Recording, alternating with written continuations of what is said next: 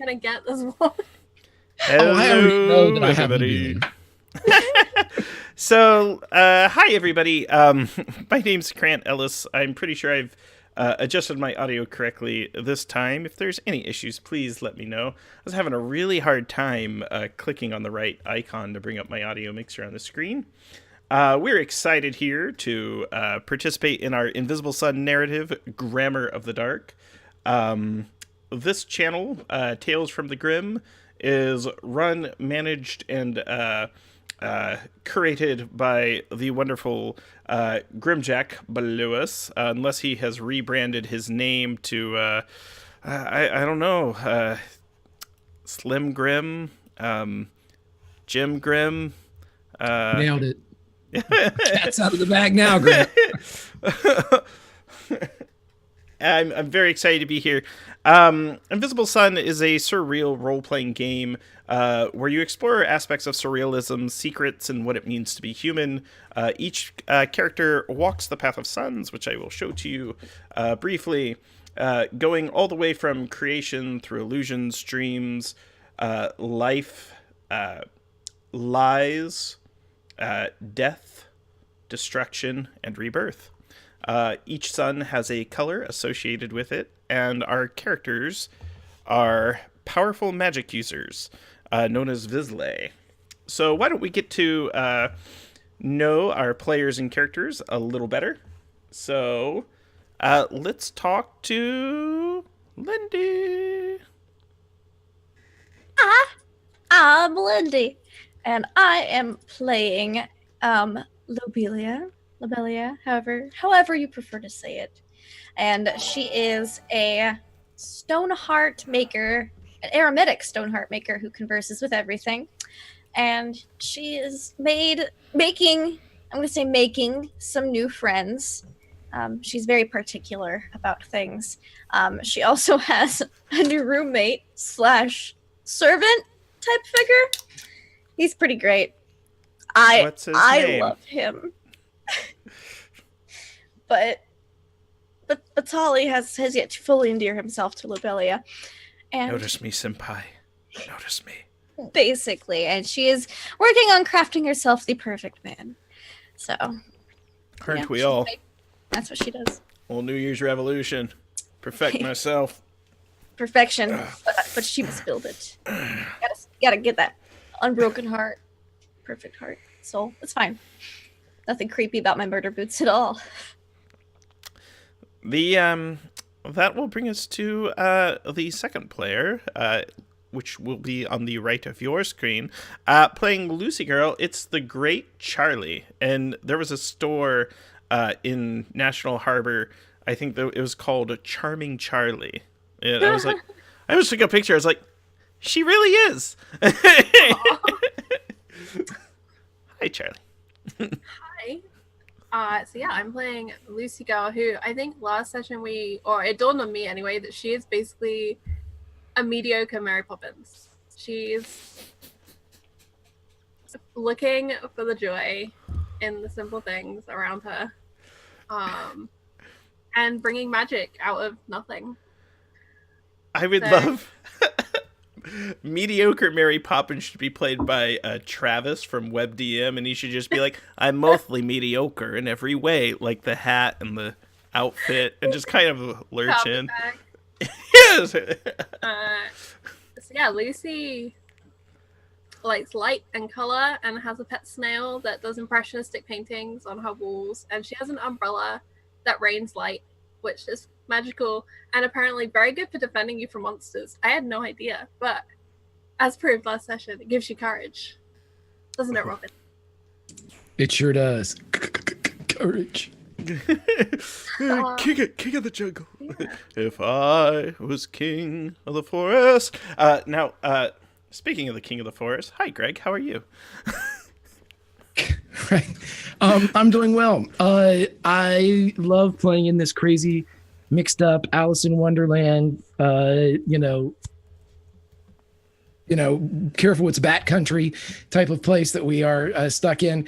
And I love it so much. My name is Robin. I am an itinerant gallant Order of the Goetica who dwells in shadow. And this is a really, really fun game to play because it keeps you on your toes. That is a good and bad thing for me personally right now, as I am sleep deprived. So it's either going to be dope or it's going to be, we'll see you, because you're not going to want to hear me ramble for as long as I am. Anyway, I'm going to hand it back off to Grant. I'm going to drink a little bit more and we should be ready to go. In the words of Greg, I drunk better when I drive. Woo! And then, in that order. Now, you'll notice Greg introduced his character with a character sentence. Each of our characters, they have a foundation which establishes their situation in life, such as their living arrangements, the quality of life that they have, where their home is located. He also described a heart, which is their unchanging core. His forte, each character has a forte, which is a unique magical way they use to solve problems. And also the order that they belong to, which is essentially their philosophical stance on magical practices and the way they work. So we're not going to call it spells, because spells is simply one form of magical practices. There's hexes, signs, charms, cantrips, invocations, rituals, conjurations, all sorts of kinds of magic, outlined in Book 2, which not everyone has access to. With that, let's talk a little bit about what happened in the last session that we had, and maybe what our characters would have been doing in between. I know for a fact that there was a sleepover that was held, correct? Let's talk about the events that led up to the sleepover, and then sort of what went down there, and then we'll allow you as a group to set the next scene, what you'd like to do in it, where you'd like it to be, and then we'll go from there. I believe we were playing cards with Lucy Girl's alien neighbor, the Roswell alien. And we all had a bit to drink, and Lucy Girl says, how about instead of all of you wandering home, stay here and stay safe. And we'd had a bit of a time of it before that, because we'd gone down the slide, having been chased by the demon of lies. There's that one. Burst into Lobelia's house, and we had a wonderful time there. It was Wonderful, very charming time. warm place. It's not terrifying to everyone. No. And yeah. And it led us to, I think, well, we did defeat the demon of lies as much as you can defeat the demon with the use of all of our powers, in fact. And we met the chamberman as he came over to discuss the construction of a church for our dear Reverend Neil's establishment. And Lucy Girl did some magic to hide my key. Yeah, he was on the hunt for the key that leads to the room full of secrets that have been overheard by the epidemic of ears that have been plaguing our neighborhood, and that had been sent out by the Pharaoh, right, Grant? Am I making that up? The Pharaoh Drella. Yes. Now, for pop culture buffs, Drella was Andy Warhol's nickname, sort of a cross between Dracula and Cinderella. That's where I stole it from. Now, I have played a Soothe card, and the Soothe card has a result on two things. So I'm going to show everyone the Path of Suns. That's actually the text to the hunter, which is useful when divining a meaning from this card. I like that art on that hunter card. The game is full of beautiful, surreal artwork. You'll notice there's all sorts of clues. There's a clock in the background. The clock is at a very specific time. There's two clocks in the background, possibly more. The game book itself and the decks of cards are full of mini secrets. It looks like their animal companion is also wearing a watch that also has time set. All of these things, and you'll notice the card is tied to clocks, cats, notions, wind, etc. All these things add up to solving the overall mystery of the game. But the Hunter is a card that deals with nature, death, conflict, survival, seeking a goal. And what it means in this situation is that a very important event is going to occur. There might be a large-scale conflict. And an NPC is single-mindedly pursuing a goal. I have a question for Lobelia. Yes. Did you stay all night at the sleepover, or did you go home the next day, and when and how did you get home? I think she would have stayed as long as she could. So probably until, because I remember they had a good bit to drink. So until, she gets from seeing double of some things to, all right, there's one of everything that should be here. I think. Double check. Yep. And then Ten-sided die. all right, let's see. Use some fancy new die. 10. Is it a 0? Yes.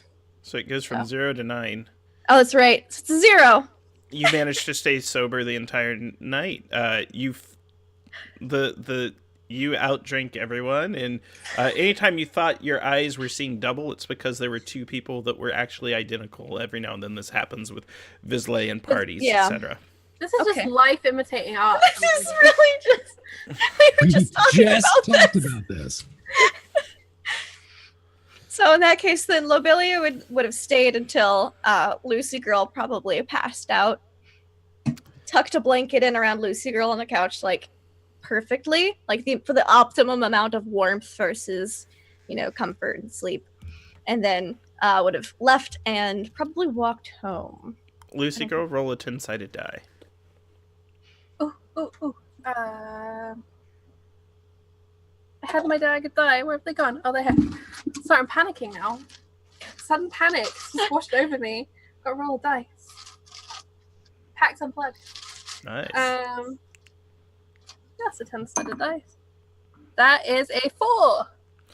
Okay, so you partied for about 4 hours. On hour 3, Batali passed out. You just kind of cuddled up with your colorful slug snail that's there.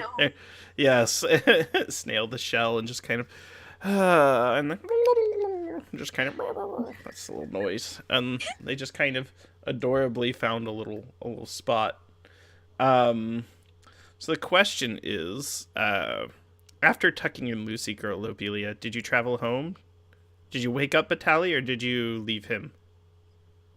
Is this his first disappointment?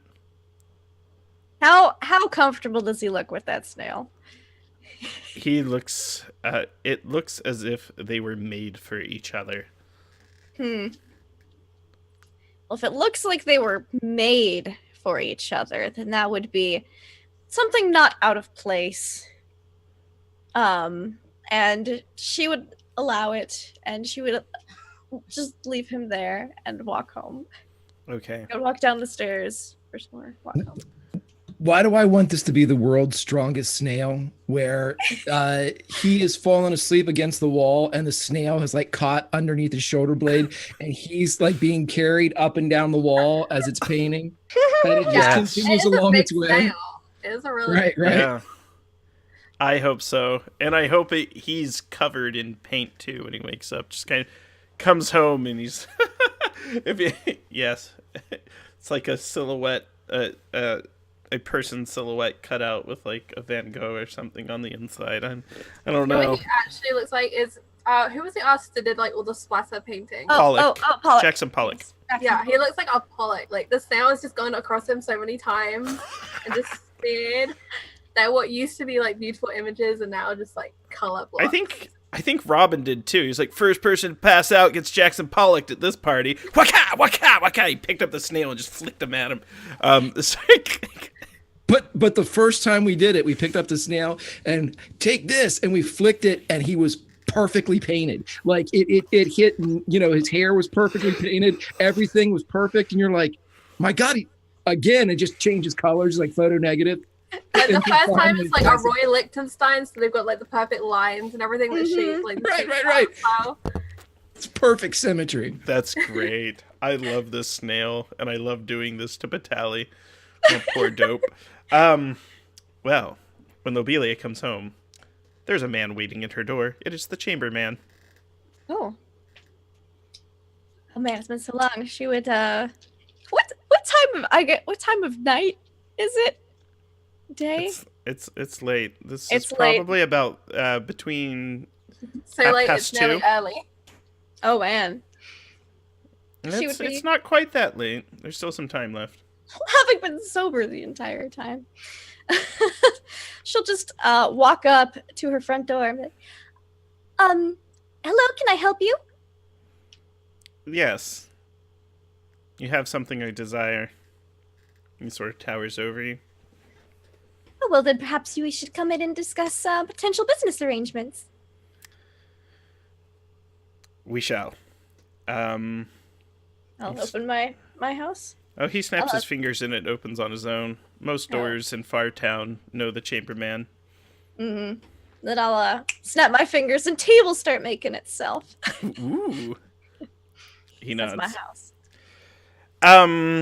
So, I was going to say somewhere Fonzie is weeping.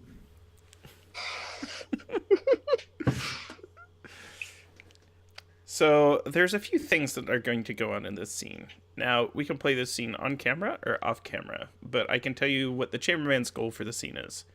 He desperately wants that key. Mm-hmm. And in order to get the key, he's willing to hear what terms you would have. And he explains there are lives that depend on this. Here's a question. Did anyone from any other game show up at the slumber party? Yes, Kika's character did. Tumult did. So you Yes. would have met Tumult at the slumber party. The chamberman's trying to help save Tumult's life. This key is very important to other games in the actuality. For those of you watching that maybe don't know, there are 3 other games that have occurred in the same shared universe, and one player has been desperately trying to solve some very serious problems and has enlisted the chamberman's help. Lindy's character is the monkey wrench in all this. The wild card. Alas, so the chamberman explains. He goes, "You met a woman tonight, Tumult. She's a musician. We very much, she is in need of the key, and I'm willing to negotiate whatever terms you have." Now, would this be a permanent transference of ownership of the key or a temporary arrangement? 100% of permanent transference for the key's Interesting. protection and your protection. Interesting. The key's protection. Well, what do you have to offer in exchange for this key? I'm more interested in hearing your needs. I have much that I could offer, but specifically, what are you lacking?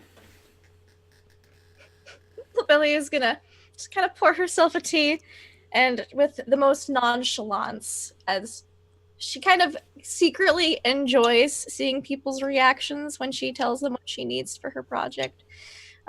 She didn't enjoy it until after she saw how Robin reacted, and then it caused mild amusement. She'd be like, "Well, I am seeking a perfect and broken heart, You can and tell potentially a soul." this is not the most unusual request that the chamberman has heard.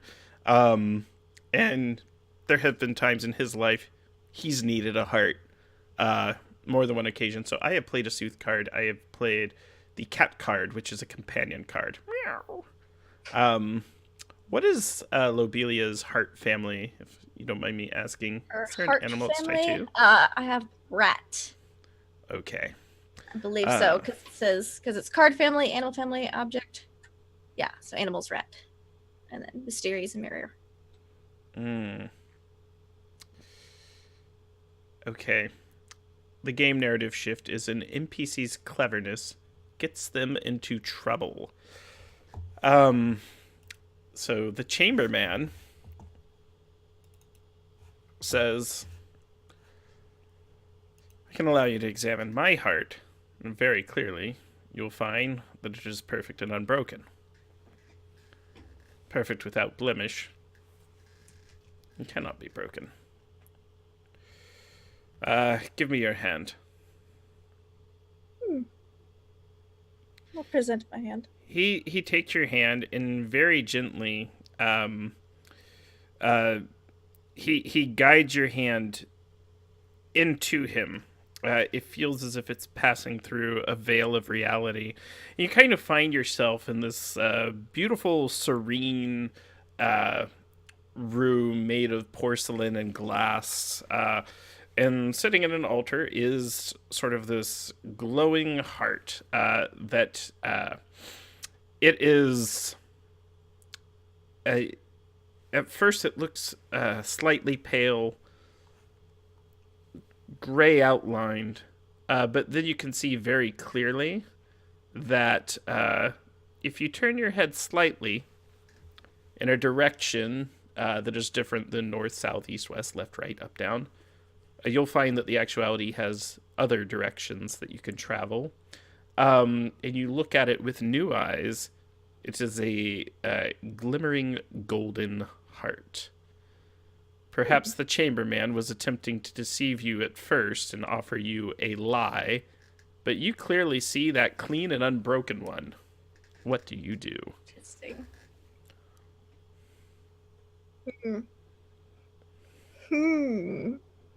I think like Lindy thinks. Lobelia is going to say, interesting. Well, you said you wish to guard this key, yes? For the safety and protection of others? It's essential that I do. Well, do you think that you could do so without a heart intact? Perhaps the key should be kept near the heart in order to ensure its protection, but it would be in your possession, just not in your body. Make an interaction check. Okay, how do I do that? So, you have a variety of ability pools. Yes. Certes, which is more physical skills, and Qualia, which is more intrinsic Good. senses. I'm good at those. You are allowed to spend a number of points from your interaction pool, which you can refresh simply by doing a rest action, which you do by saying, I take a rest action. Then it refills back up. Thank you, Charlie, for that subscription. Some pretty intense giffery going up there, Greg. And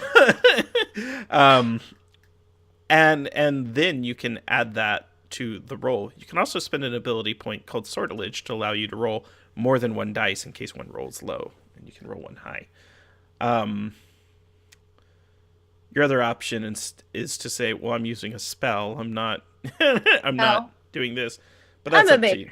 I don't have an exact object for this moment, as I've been concentrating all of my creative efforts on my creation. So can I spend sortilege and interaction, like use both 100%, yes. Yeah, I have 10 points in my qualia pool. Do you have okay? And then here's a question: do you so the qualia then splits up amongst I believe there's 4 pools, so you can just divide it, and then that'll be the score. And right now you can just sort of eyeball it. You'd probably have at least 3. And then do you have any skills that would relate to this? And then for the audience, every step that we're doing before she rolls is called adding to her venture. There's a challenge, a task that she has to fulfill, and then you add up your venture, and it always goes upward, never really backwards. So do you have any skills that relate to interaction? My skills are crafting and repairing. Okay. So neither of those apply, and then you can spend, in this situation, up to 3 interaction points, and then roll a 10-sided die. Yeah, I'm going to spend 3 interaction points and a sortilege. Okay, so 2d10, and then add 3 to each total.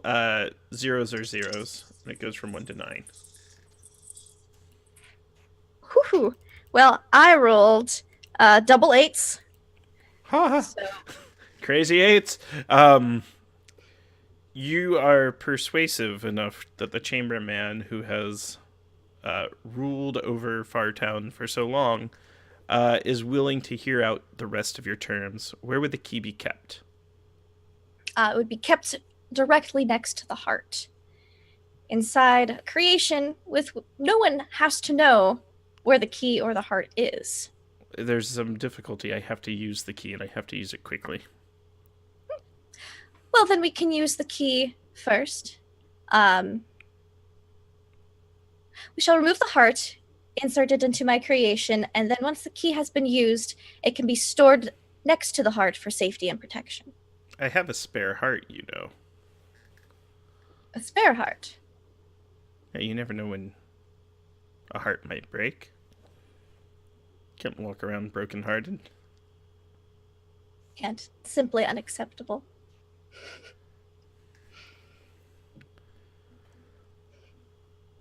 Tell me about this spare heart. Have you ever gotten to know someone or read a book and then realized that the book was quite different than the cover, or the person that you were conversing with was quite different than the person you met? Yes. It's kind of like that. This heart is different. It perceives and feels differently. Interesting. The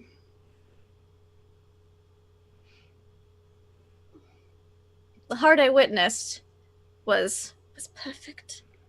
Yes. The golden Okay. heart, not the fake false heart of lies that he tried to pawn off on you. Yeah. That sort of... yeah. Sorry. Greg is like, here. And then, like, Robin's dead body is outside. It's like... Better not be Robin's heart. I vote that is what it is. That is too good. As they say in Polaris, we shall see what comes of that. Adding that one to the storyboard. How immediate is your need? It must be done tonight. Tonight. How long do I think it'll take to pop this heart in my thing and be ready to go? Well, here's the deal. The Chamberman, as established in other campaigns, is an expert surgeon and medical doctor, which I believe you did in Shadow as well. I did. The two of you could... it would be an all-night procedure to make sure that you don't kill him. But just roll a 10-sided die, and then we'll determine what happens. Sure. Let's do that. Did I spend any points? Would this be considered an accuracy check? Now that I'm Yes. Okay. I'm gonna spend a point of accuracy. I hit pretty close to the center of the dartboard when I practice surgery. That is I rolled an 8 again. That's excellent. It'd be 9. So you measure with a caliper, you mark with chalk, and then you cut with an X, as most surgeons do. Yes. That's precision. And with that, and with the Chamberman's help, you'd also get an additional bonus as they were helping you. You managed to perfectly remove his golden heart, affix his, what we'd call his gray heart. These do line up with the Path of Suns, by the way. He has a gray heart, a shadow heart, as well as a rebirth heart, his silver heart. Well, that's for him to know. It's in the Hall of Memories. So, alas. Yeah, that one has been broken, though. So, with that, you now have his heart, and you can put it wherever you'd like. But you notice there's almost, at the end of the procedure, as you finish, and you have it, and the Chamberman's good to go, the blink of an eye, he's gone with the key. Your house, which is normally a house of order, normally perfectly aligned, is a complete mess right now. You both were... It was art. You were creating! And right now, it's just... There's blood, there's various oils, there's celestial fluids everywhere. It's just kind of like...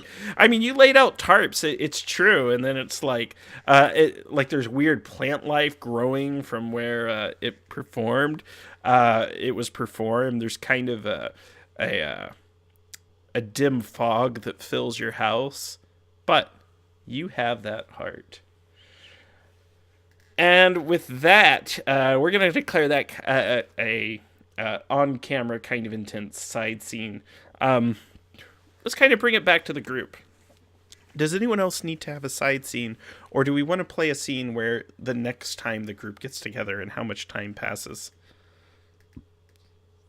We do not have to play this, but at the end of the last episode, Robin was met by a mysterious someone or other, basically pledging fealty or referring to him as it seemed to be almost like a soldier general type of correspondence, and we don't have to play that out, but I just need to know how arrogant Robin should be. Like, is he like the mayor now, or? He's not the mayor, but I've just played a soothe card, and the result is an ally from the past returns, and a PC remembers some fact from the past. So my question for you, Greg, is let's talk about what it means to you. What fact from Robin's past has now been revealed? And we can... and ghastly presence with the card, which is normally almost always bad, but not in this situation. What is it? Describe it to us, because you have some authorship over this. Sure. Okay, so as we described in the narrative in the first couple episodes, Robin looks pretty much like he did back in the Shadow, except whenever he squints or creates a line on his face, there's usually in the line on his face is a line of poetry by William Butler Yeats. And so that harkens back to what he was in the Shadow, which was a teacher. And he was a teacher. And if you're saying that someone from his past has returned, I would say that it is the star pupil that broke his heart. And this is the star pupil that had the ear and the eye and the meter and the soul for poetry, but elected to go into law instead. Oh, I thought you were going to say... Sorry. Football? Yeah, football. Right. Well, he can still be a poet on the side, but we all know that when you go attorney, there's no coming back from that. Sorry, legal friends. I feel personally attacked. Yeah. Absolutely. So that's what it would be. So if he ran into somebody, perhaps, and I don't know how evil you want to make it, this would be the star pupil that has come back, somehow made it here to the City of Forever, and perhaps it's a sinister travel, given that he did not become a quote unquote good attorney. He was a defender of the evil. More so than a defender of the evil, I'm going to declare they were a champion of the evil. They didn't just go to court to, because a lot of times a lawyer is not necessarily a bad person, but they go to court and defend a criminal to get more practice defending criminals, whether they agree with it or not. It's simply how attorneys learn their profession. This is more than that. This is a passion for the causes, using those causes to get personal gain. Some bridging somewhere between apologies to any politicians in chat, lawyer and lobbyist, where it's kind of like, look, we can defend these war criminals. There's good money in this. And that's exactly what this individual did. What is their name? A trade. Let's corner the market on bandages, right? The bandage market. Right. They all need them. Chomp, chomp, chomp. Yeah, let's say that as we have Robin, let's no say Batman reference. Yeah, no. Let's say that this man's name was. Well, in the actuality, you know them. Not. I was gonna say in the actuality, you know them as Chopin. Okay. In the shadow, then his name would have been Peter Knott. Peter Knott. I was thinking Christopher Knott, but Chris Knott, yeah, that's fine. Yeah, I like Christopher Knott a little bit better. I like that. Christopher Knott.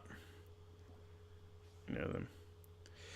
And when they came to you. It at first, when you received this, it came to you as in a mode of great reverence and respect.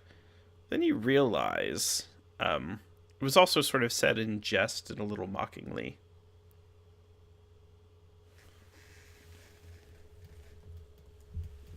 What do you need, Chopin? I want your blood, and I want your soul, and I want them both right now. As he draws his gun, and Johnny Ringo's right after you. No, he goes, Why, Chris Knott, you look like someone just walked over your grave. I was just fooling about. I wasn't. Fight's not with you, Robin. Oh, I beg to differ, Christopher. We began a game we never got to finish. Play for legal rights. Remember that one? All right, we're gonna hold that And this scene time, right there. It's legal. I love it.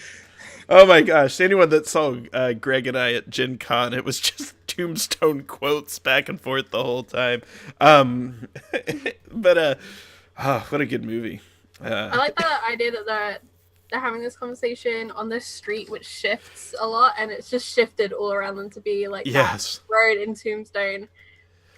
And the suns are shifting around in the sky, trying to make it to high noon. Oh my gosh. Yes. Absolutely right. And we're getting that like old Gary Cooper type of like ankle shot, and every once in a while like a Michael Bay shot from the shadow makes it in, and we do kind of like An explosion. a 180 like curl where we reintroduce ourselves like 18 times, where we just stand and slowly turn towards it. I know exactly. Yeah. All right. He has a gift for you.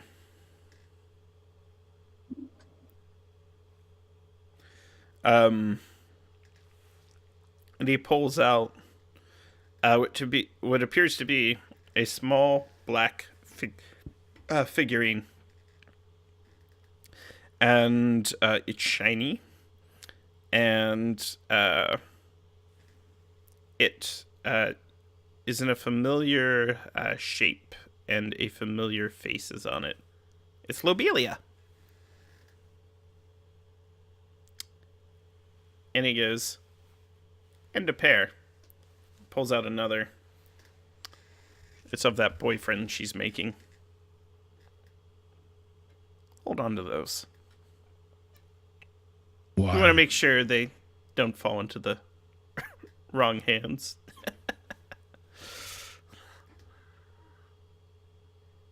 I say that as a friend. You were my teacher once.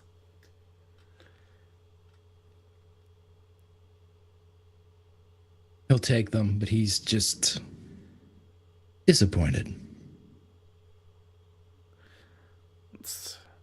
Your disappointment makes this the greatest day of my life. That's sort of what he says.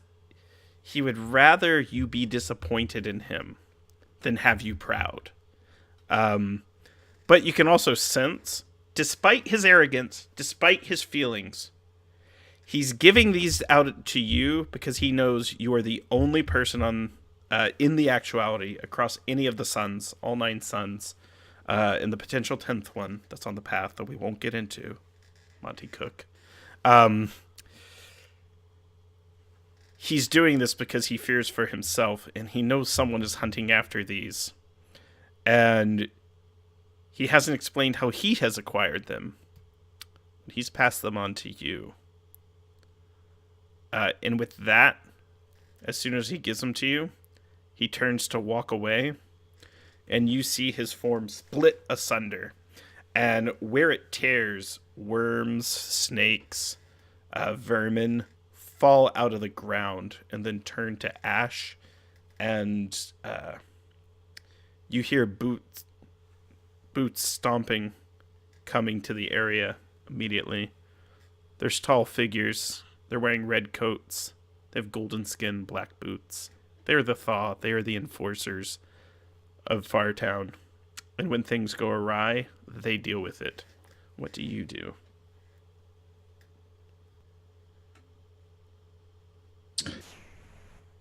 He was going to send Chopin on his way anyway. And with a bit of his magic, he pulls out his pen. Actually, his pen is handed to him by an arm that comes from nowhere inside his trench coat as he takes the pen and he says, "Draw." And he takes out a piece of paper, writes it across using his hand as a brace, spins it. It is a line from Yeats, "Come away, human child." And with that, he blends into the shadows, and I'm going to use my shadow ability to go away. You are away. And you have evaded the Thaw. They're not going to find you. Nor can they. And Leo's like, I love it when I get to erase the pen.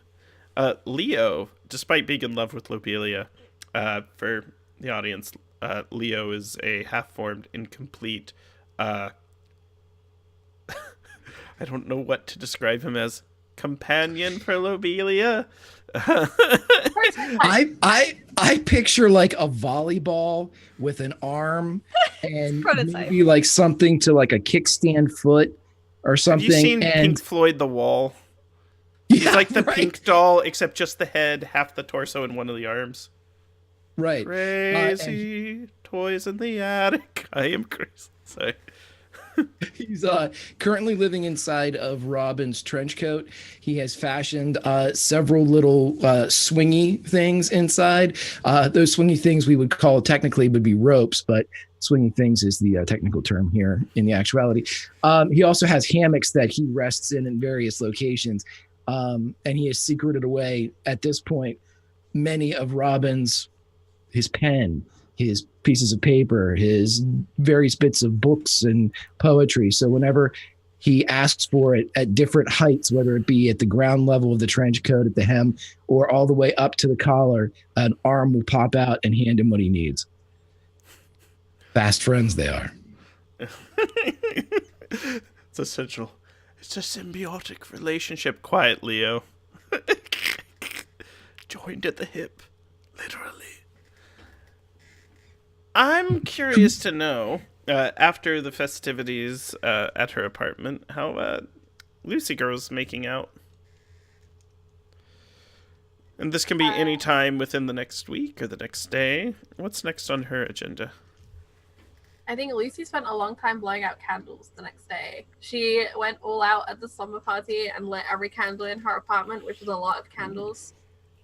And I think as she blew each one out, she actually collected some of the essence of that smoke for magical purposes.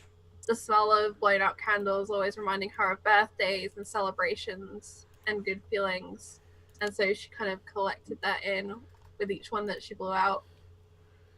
And I think then she had some quiet time. She is used to spending a lot of time alone in the actuality. And she probably spent the week tidying her apartment and just counting down. Even though she doesn't want to acknowledge it, she was counting down, waiting for that door to be opened. And the mysterious neighbor to show her the place where X marks the spot. And the door to the room of secrets would be uncovered. Pardon my intrusion, but I'd like to introduce a GM shift during the candling. And to answer the questions, we'll talk a little bit about shadow abilities. So, shadow abilities are skills and traits that you picked up during your time in shadow. In other words, if you worked as a doctor, you would have doctoring abilities. If you you might have several other traits. Now, specifically related to, I believe Greg has a forte that allows him to also do some sneakery. So there's Shadow, which is the world as we know it, where we're at now, where we have Yeti microphones or Audio Technica microphones, and green screens with pictures of the Earth behind us, and spinny chairs. It's a trap. Swivel chairs, all that jazz. That's the Shadow, and then there's the actuality. So the Vizslay's time in Shadow gave them different abilities, but introducing a GM shift. And this is going to be a GM shift towards despair. It's going to give a point of despair to Lucy Girl, but it has kind of a positive outcome. So the card that I have drawn is Empty Gallows. Empty Gallows has this pretty cool picture of a cat with a pocket watch in its mouth standing at the bottom. And the gallows claims no victory today. Today we are granted a reprieve, or we make an escape. The card means rescue, salvation, solution, favorable judgment, and escape. Waking up in Lucy Girl's home is Batali. And Batali asked Lucy Girl if she could use some assistance putting out all the candles, because there are so many.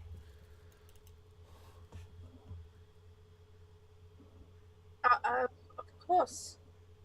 When you do the ones on the stairs, and there's this flight of stairs that just goes up, it doesn't go anywhere. It's like in the 70 year itch, it just goes up, it's like a little landing and stops.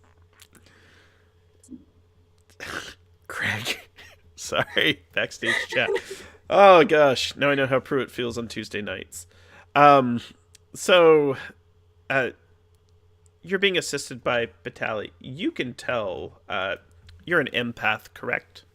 Yes. Batali's been crying. He's probably been crying all morning. He's been crying for hours. I sit back, like inside, I'm like giggling to myself, and Lindy's like, "No." I know, and I love him so much. he was only out for about half an hour. He just couldn't stay awake long enough. He tried, but the alcohol was too potent. And he tried, but he was only out for about 30 minutes, and that's when Lobelia snuck out. And he just felt so ashamed that he had failed her. And he did go out and try to find her. But, it was very hard, and it was cold, and he was disoriented. And you can tell it looks as though while he was struggling to try to find her, physical harm came to him. There were dangerous spells in Fartown. Fartown is not a safe place. The City of Forever, the City of Satyrine, is a city after a great and terrible war. Batali had attempted to locate Lobelia, but he failed, and he was overpowered, and he took some beatings. And you can see that he has been weeping, but he's working extremely efficiently in your apartment, putting out the candles. Doesn't the smell of the candles make you happy? I am happy, he says, and he turns with almost a frightened smile. See? That's a lovely smile. No.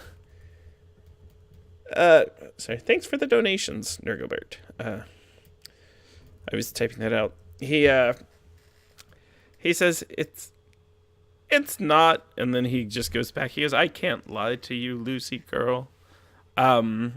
Here's a question. Have you only met Batali recently, or did you maybe perhaps know him before? So we're gonna play a Sooth card. My goodness.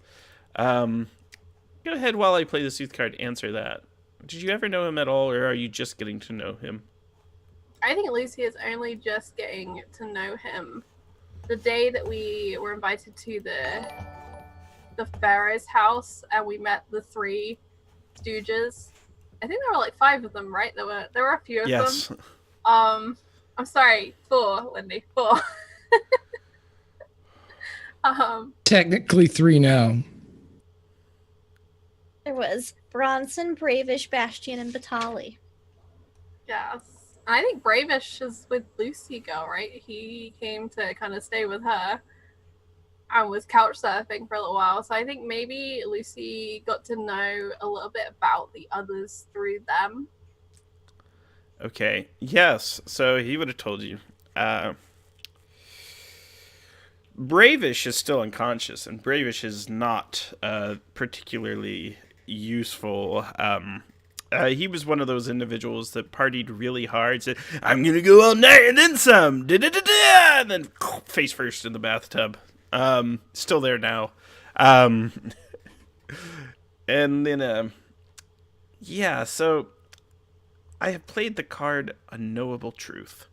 And this is a card based on donations. So it belongs to Secrets, Ravens, Books, Flame. Has some pretty awesome artwork on it as well. What is the heart family of Lucy Girl? Lucy Girl's heart families are Vision, Swans, Blade. Okay, Swans. Yes. So this is gonna. Maybe I had Bastion. Was Bravish the one that you had, Greg? I think you might have had Bronson. His is dead. No. Yeah. I thought I had the ish because I think you had the Bravish. Yeah. Bravish? Yeah, he was because he was Bravish, and it reminded me of Hamish from Hamish Braveheart. Whatever. Yeah, or Hunger Games, and I was just like, oh yeah, great. And then I thought he'd be a nice companion. He's dead. Brutally murdered. I think I had Bastion then. So an NPC, let me make sure. Okay, a question is answered with a yes. So, now, what are 3 questions that you would have for Batali? And I must answer all 3 of these questions honestly, to the best of my abilities. This is just sort of, these are conversations you would have had. This could take place over many hours while you're cleaning. But you can ask Batali 3 questions and I'll have to answer honestly. I think she would want to know what he would like for breakfast. Doing her best to be a good host and to cheer him up. Food is normally a good way to cheer most people up. And then over the course of eating that breakfast, she would ask what she could do to help him now in the situation with Lobelia. Because she would know. Because she's an empath and she's that good. Yes. And I think her last question would be dependent on what the answer to the second question was. Okay. So, first question, what would you like for breakfast? He says, allow me to show you, and he prepares the same breakfast that Lobelia, she has her meal schedules up and set out, and he assists with that. He knew what today would have been. He's like, no, we might have to improvise with some of the ingredients, but that's okay. I keep them with me just in case, because you never know. Her meal schedules change based on the nature of her work. So you just have to be ready to go. You're not sure when, but she'll let you know when it's time to eat. Oh my gosh, Soul Bear RPG. Hi guys, rating us with 9 raiders. Welcome to the actuality, my friends. And so Batali makes breakfast, and let's see, on a scale of, I'd tell you the meal is satisfying but mediocre at best. However, you could tell Batali honestly tried, And were his hands not broken the night before, he might be more efficient. And you can see that, yeah, there's significant wounds.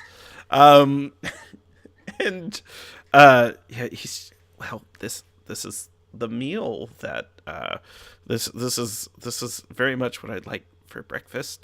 And the next question is how you can help with Lobelia. He says, I loved her from the moment I saw her, but I also understand and accept that she cannot love me because I am imperfect with a breakable heart. And so I'm in this really weird place where I know that I need to help her, but I also have to find a way to get over these feelings, and I don't know how to do that.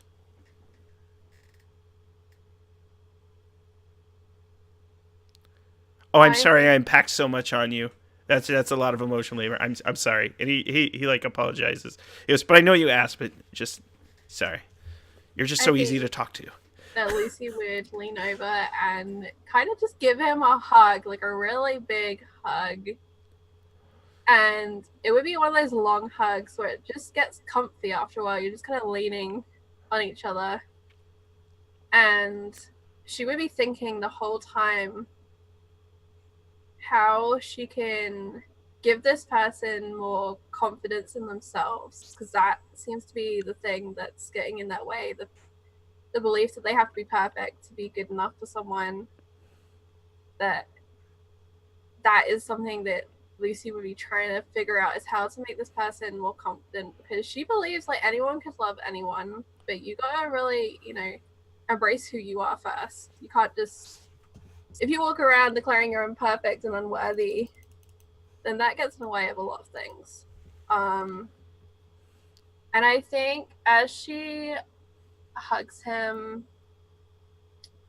she asks, what do you think would make you perfect?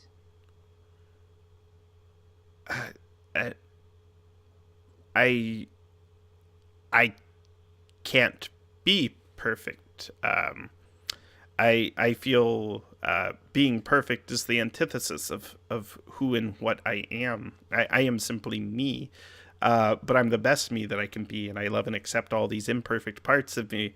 However, just because I love and accept those parts doesn't mean Lobelia will. She has standards, and I have to respect that. With that said, I simply just have to focus on being the best me that I can be. Um, but you notice as he's saying this, he's speaking very honestly, but also you can feel his confidence growing in just vocalizing it. He goes, I'm just willing to consider the possibilities that even though I love her, I can't, I don't have to worry about being with her. It's just, I've never met anyone like her, and she's so talented. Have you there are seen? Lots of ways to love people. Yeah, and there's many ways to do that. Like there's the making breakfast way, and there's the making sure the kitchen is organized way, and there's the oh no, he stops and thinks, and then like he holds out his palm and he blows, and you can see an image, and it's the chamberman standing at Lobelia's door as Lobelia's coming home, and you can see the two of them talking. And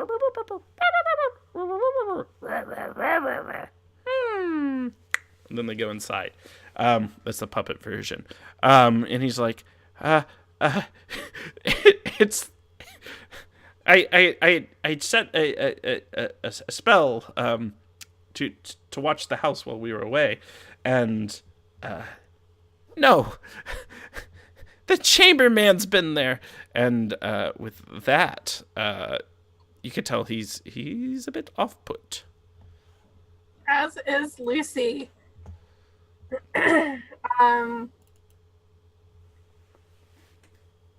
I think she would write down the address for the Song and a Prayer Jazz Bar and suggest that he goes there next Tuesday when it's the actuality speed dating night.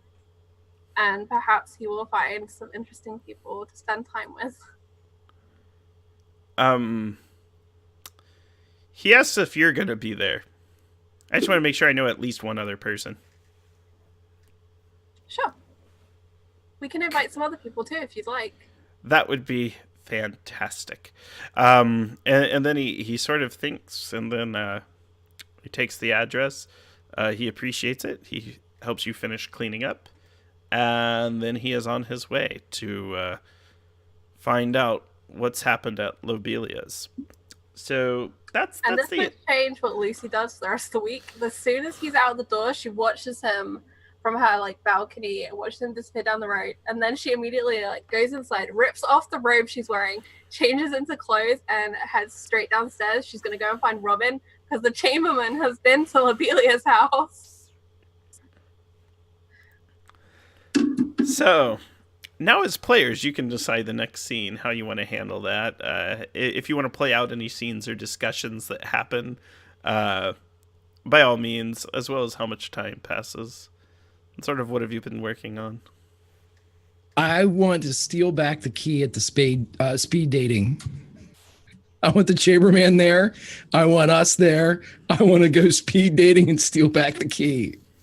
You guys have to know the key's gone first. I will tell you this much. The Chamberman would never attend the speed dating event. Oh, He's spoken for. Or was. One of him is spoken for. Yeah, I was going to say, one of them spoken for. Here's the thing. He only has one heart. Or rather, only one heart can be in the Chamberman at a time. And his good heart is gone. He now has the heart of lies in place of it. Well, what, if he's got that heart of lies, maybe he could be like the host, like the MC, because there's nothing but liars at speed dating events. So this is perfect for him. So true.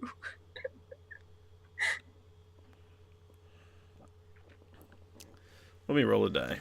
I'll play a Soothe card to determine whether or not he's there. All right. So, oh dear. As we examine the Path of Suns, yet another card is played. The Fleeting Moment. It's another Truth card, an Indigo card. Indigo magic is stronger. And it deals with rats. Lost time, elusiveness, agility, reaction. Rats and mirrors, you say? Yes, I do. Well, those are two of my jams. And mysteries. Hey, that's all three. Mm-mm-mm. And look, stone to go with your heart.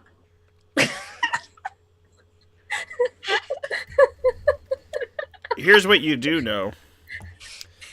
To go with your heart. Here's what you do know. You'll have the opportunity to there is an individual at the speed dating event that is going to give you the ability to intercept that key off the Chamberman. But you're going to have to win them over. And this is a legendary figure.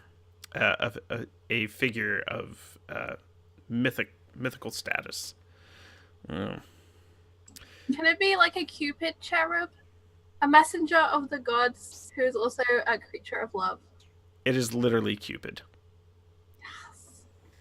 Surprise, it's me. Dressed as in a 70s leisure suit. Yes. A Parisian night suit. The speed dating, which I think is hilarious. Yeah, it's a jumpsuit. It's a straight like ABBA jumpsuit. So romping. I'll send you. It's a Parisian night suit. That's what he's wearing. I like the idea that he's got one of those tiny pencil mustaches. It's just like this perfect line across his Oh my gosh. lip. Yeah, so here, let me I'll send this over. Show this one to the audience. So let me copy this image location. We'll open it in this tab. I'll send it to the group. Yeah, so as you can see, so this is what Cupid's wearing, this Parisian night suit. On the back it says dripping with sweat. There's two little wings around that. Yeah. So that'll be Cupid. So Cupid is going to be at the speed dating event, and the MC. Dude, the one easy piece is that's the greatest thing, because that's always, hey, God forbid you got to change, you're going to be nude, but Easy piece. The most funny thing about that, quick aside, I was moving away from California, where I lived for about 12 years in the motion picture industry. They threw a goodbye party for me, and my old mentor, who's won 3 Emmys, shows up in a Parisian night suit, just kind of like at a restaurant. Like, I don't know if he was screwing with me, or when he's not doing film, he's like, yeah, it's all about one easy piece. And he just showed up at the restaurant in a Parisian night suit, took a seat next to me. He's like, so how's it going, Grant? And I'm like, jeez. It was great. Anywho. He looks like a lost BG. Could Cupid be a BG in Alicia's? It's Barry Gibb. Barry Gibb? Can you tell by the way that I use Gibb. my walk? Cherub Gibb. Cherub Gibb, yeah. Cherub Gibb. On the back in BG. sequins, it says, "How deep is your love?" 'Cause I really mean to know. I'm not going to sing How Deep Is Your Love on Greg's channel tonight. But I think it absolutely says, how deep is your love? It has to. Absolutely. Yeah, that's where we're at. I know your eyes in the morning sun. Yeah, he's singing. It's like a karaoke speed. I feel your touch in the pouring rain. Yeah, Cherub So Gibb. the Song in a Prayer is a jazz club, so it's belonged at like the little stage with the lights, and the lights whenever he's on there are that kind of lilac and pink, and they kind of pulse, and then the disco ball starts. So right, and even though there's no lighting in the floor, anywhere he steps is a square of like fluorescent light. Yeah. But that's just him. Right. So Cupid will be able to do it. Cupid will be at Cherub Gibb will be at the speed dating event, and you'll be able to use Cherub Gibb to intercept the key to the Hall of Memories off the Chamberman. But it'll all depend on how that speed dating event goes for you, which I think is an excellent opportunity for a development mode side scene. That's going to be in a week's time. Now, we can have a scene between Lucy Girl and Robin, or a scene between the 3 of you. When is the next time you are all together? Is it going to be before or after the speed dating? I'd say before, so we can prepare for the speed dating. So I think that if Lucy can track down Robin, she'd explain to Robin what she'd seen in the little illusion thing. And then they'd be like, we have to go and see Lobelia because she's got the key and we know what the Chamberlain's after. But we can't just be, do you have the key still? It's a little intense, and then I promised to help, and Well, this is bowel liquefying as far as terror is concerned, going back into that house of horrors. But look what I found, or was given to me. And he produces the 2 figurines, one of Lobelia and one of her perfect man. And I'd like Lobelia to describe her perfect man. Well, he's the Ken for Barbie doll, you could say. He is tall, broad, perfectly muscular, but not too muscular, just the right amount. Like, ideal BMI. Blonde hair, chiseled jaw, green eyes, flawless complexion. Just perfect. I'll have to face cast him or something, but just right there. Yeah, and have you finished assembling him? Oh, definitely. Actually, I'm gonna change it. He's gonna be a redhead. Ooh. ginger.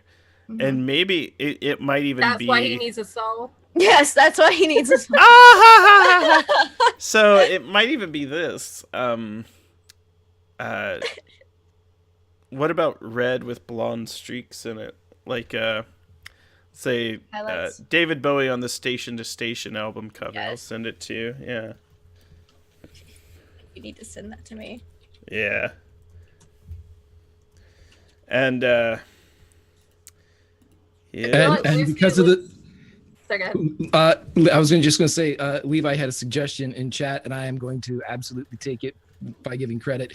As Robin is presenting these two figurines, in the process of the discussion, he's just slowly making them kiss. Just touch and then coyly pulling them away. Touch, coyly pulling them away. Then passionate kiss. Pulling them away. Oh, no. Dip kiss. So,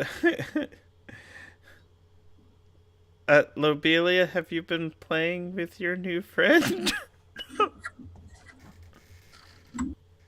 Why ever do you ask, Grant? No. Because you feel the nerve and desire to. Well, You don't have to give in. You could resist it. He if you'd like. is completed technically, well, except for the soul, but I'd say good enough for a test run. Also, when he's doing this and Lucy Girl and Robin are talking and he's just kiss, kiss, kiss, he goes, "Hey, Leo, you want to kiss?" And a hand comes up and he has Leo kiss the figurine. And Which figurine? That's a good question. Lobelia. Okay. Let's Otherwise play you with might have- ancient artifacts, everybody. Let's say this. For a moment, Lobelia, you experience only what can be described as perfection. Where Batali said perfection is unattainable, that's not necessarily true with everything.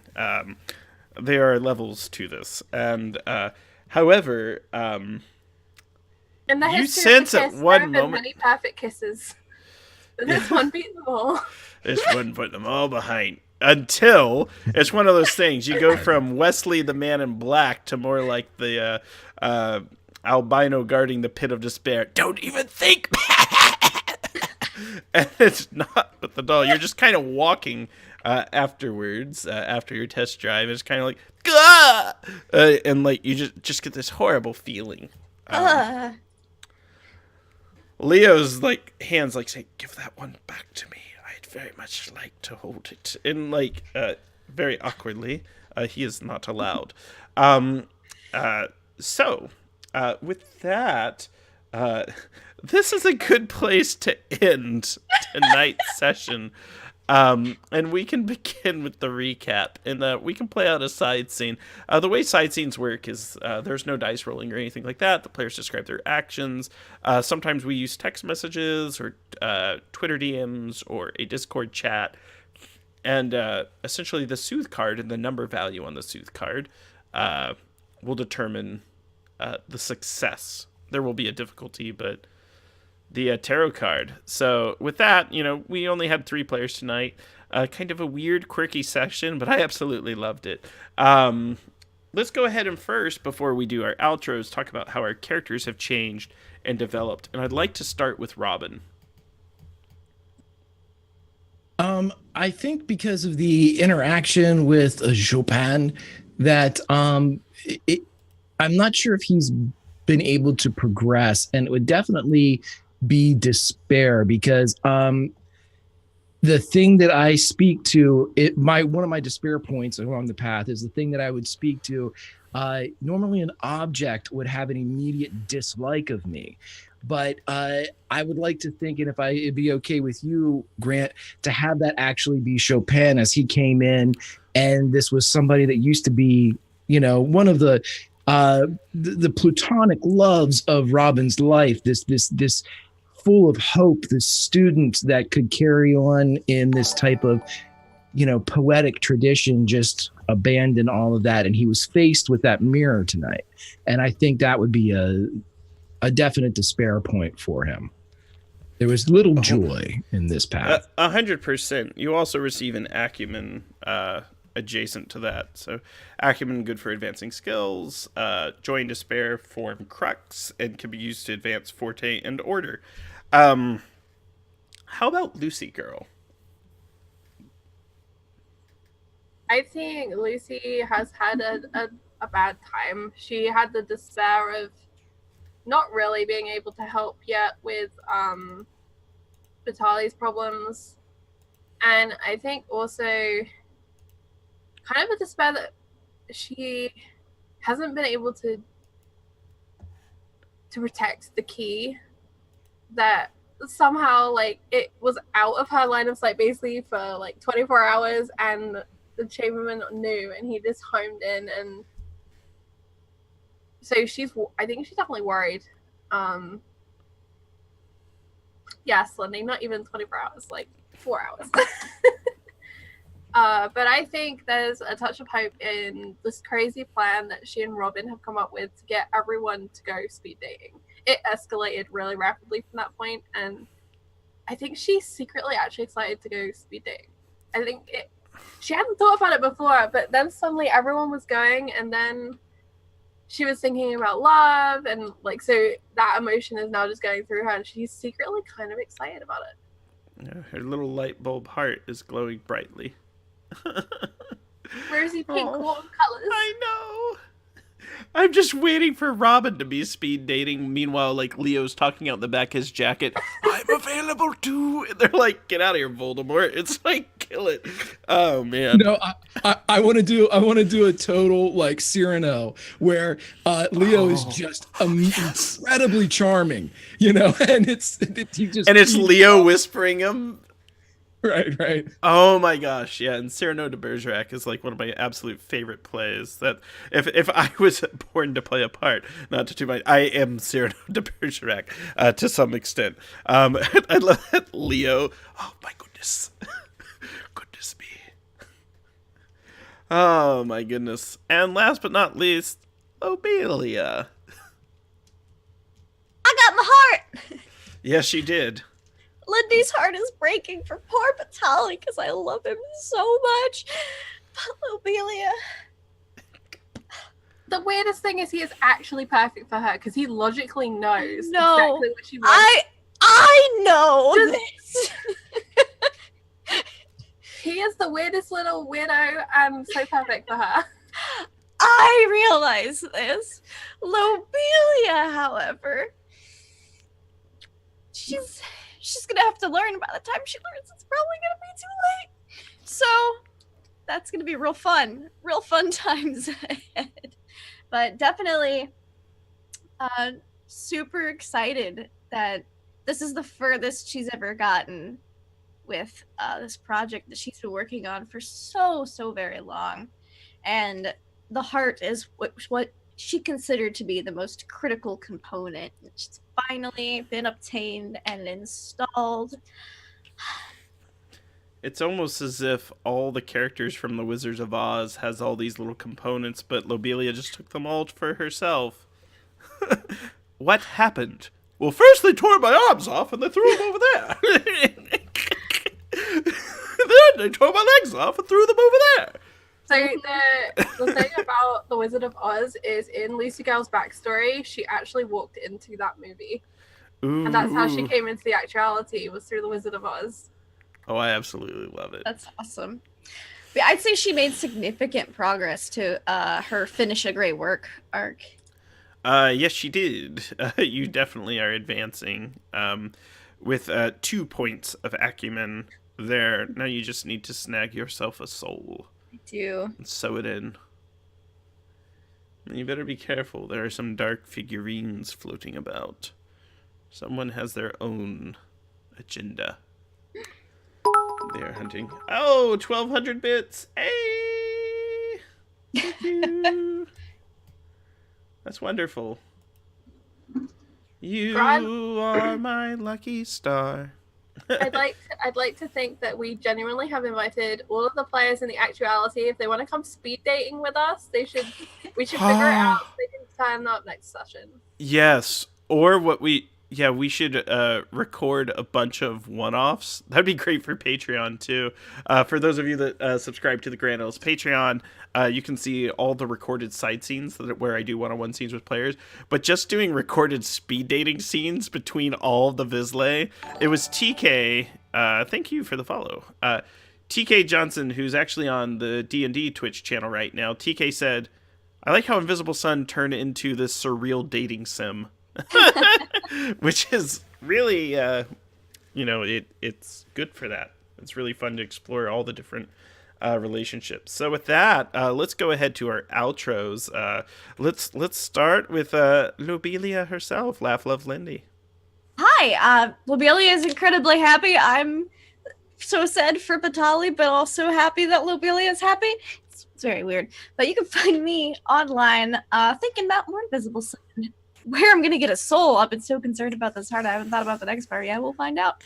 Online at Laugh Love Lindy on the Twitches and the Twitters, where I play in a lot of tabletop RPGs.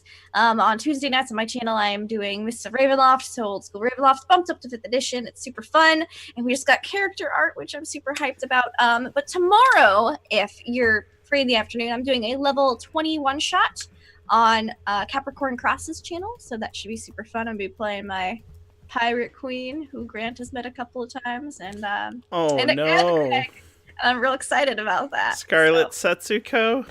Scarlet Setsuko. So she's gonna be level 20 and hopefully kicking some butt tomorrow. And then right after that, on Power Square RPG's channel, I'm going to be doing some more Hell's Rebels. I'm gonna be playing with Pruitt in both of these games. That just lined up that way. And my necromancer might be getting married right before we murder a serial killer. So I don't know. I just said something last week and I might commit to it. So we'll see what happens. And how about Charlie, Lucy Girl herself? What was the initial question? This isn't so much a question. This is your outro. Oh. Sorry, it's 3:30 a.m. and I am busy thinking about Cherub Gib and slightly distracted. So I am at Frost from Fire onto Twitter, Snow O in the From. I am in a whole host of games this season. But coming up next, I think it will be Sunday over on... I think we're on Off the Table with Summer and we're playing BFFs. I can't remember what time it is, but I will do a tweet and tell you all about it. I'm very excited. It seems like a really wholesome, fun indie game all about middle school girls and the friendships they have and adventures. But yeah. If you haven't played it yet, it's actually one of my favorite RPGs. I haven't played it. I'm very excited. Actually, on WebDM, I'm supposed to run a Land Between Two Rivers one shot, and I was seriously just going to use BFF, and we will be playing as our Land Between Two River characters or adjacent, and just use BFF, where you're playing kind of like middle school girls exploring girlhood and traveling to these different locales and having shenanigans, just because it's such a fun game. It's actually based on the Fall of Magic engine, same designer, Ross Kalman, etc., and they are all really good. Ross Kalman actually... Yeah, go ahead. No, you go. I was going to say, Ross Kalman actually has a lot of good thoughts on Invisible Sun as well. Yes, the only other thing that I wanted to plug is starting at the end of the month on the 27th of January, over on WebDM will be a Cypher System game. So, the pre-Invisible Sun system from Monty Cook Gaming, which is called Lost Girls, and all about vampires. And Lindy will be a member of my cast, along with a lot of other awesome female role players, and I'm very excited for it. It's been months in the making, and I'm very excited. And if you are ever short of things to watch, log on to twitch.tv/Tales from the Grim, because the content here is fantabulous. And if you ever have the opportunity to get in on it. Do not miss out on it, because it's the best. And Brother Greg. Thank you so much. How nice of you to say that. Grimjack21502 on the Twitter, Tales from the Grim here on the Twitch. Follow all of these lovely people. I will be throwing everything up in... That should work. There's Charlie. There's Lindy. There's Granny. There's everybody. What? And yeah, just a couple things here going on the channel. We have Dungeons and Dragons happening multiple times during the week. We have this coming Monday a special one shot of May Black Roses Bloom. That is Donathan Fry's Dragonlance D&D 5e opus to all things from that majestic, beloved, timeless series. We also have our back to our regularly timeline canon of May Black Roses Bloom on Wednesday night. I'm running Dungeons of the Mad Mage on Thursday evenings. All of these are at 8 p.m. Eastern Standard Time.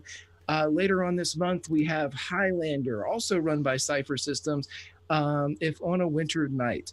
And also this Sunday, my Pulp Cthulhu super opus, the very first thing I started to run here on the internets. Project Athena is winding down. The series finale is 3 episodes away. This is the third to last episode, and it is a big one as they fight one of their biggest, deadliest, grossest opponents in the Hunter Lancaster. So we'll see. Come join us, but everyone have fun and be kind.